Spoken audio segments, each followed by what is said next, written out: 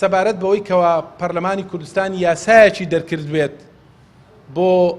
غەڕامەکردنی هاوڵاتیان لەسەر نەبەستنی پێوەری ئاو بە بڕی 800,000 دینار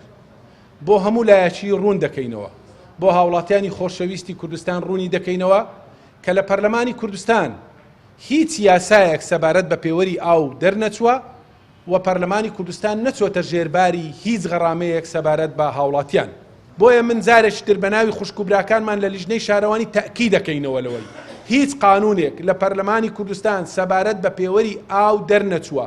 هیچ سزایەک لە پەرلەمانی کوردستان بۆ هاوڵاتیان دانەندراوە نەک دانەندراوە. تەواوی ئەندامانی پەرلەمانی کوردستان لە فراکسیۆنە جیاوازەکان لە کۆبوونەوەکانی پەرلەمان هەمی شەڕەخنەیان لەسەر پێوەری ئاو کەموکڕی و کێشەکانی پێوەری ئاو هەبووە و بەردەوام جەختیشیان لەسەر چارەسەرکردن کردوتەوە. ئەو پێشنیازانەی ئێمە خستوتمانە ڕوو بۆ حکوومەت ئومێدەوارین جێبەجێیان بکە بەم شێوازە هەم هاوڵاتی ڕەزامەند دەبێ، هەم دەست بە ئاوە گیرێ و هەم عەدالەتیش لە وەرگرتنی پارەی ئاو پیادە ئەکرێ.